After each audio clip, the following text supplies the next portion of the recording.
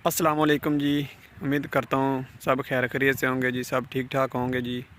और मैं आपको आज दिखाऊंगा कि लेबर काम कैसे करती है।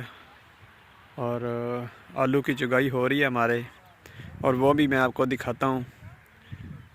और लेबर काम कर रही है, चलें मेरे साथ। और इससे पहले चैनल को सब्सक्राइब कर लें ताकि मेरी आने वाली वीडियो का नोटिफिकेशन आप तक पहुँच सके और हम एक दूसरे के साथ जुड़े रहें। आप लोगों ने कहीं भी नहीं जाना, मेरी वीडियो स्किप नहीं करनी और मेरे साथ रहना है।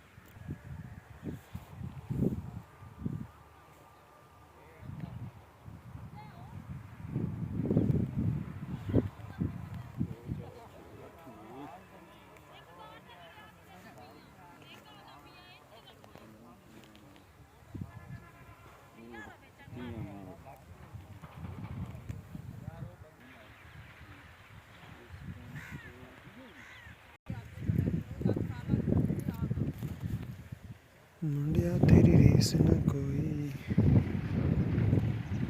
चल इत्थे जावन दे, सैड ते कर इत्थों।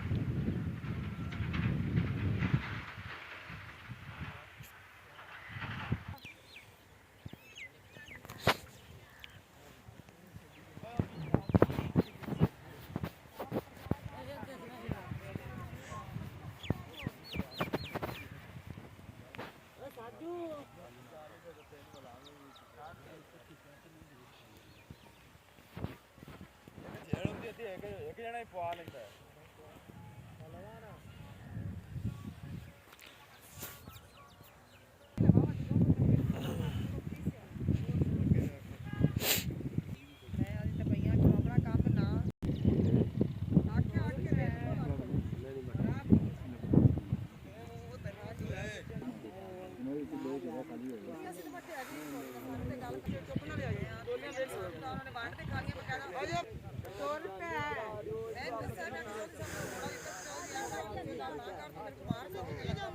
मार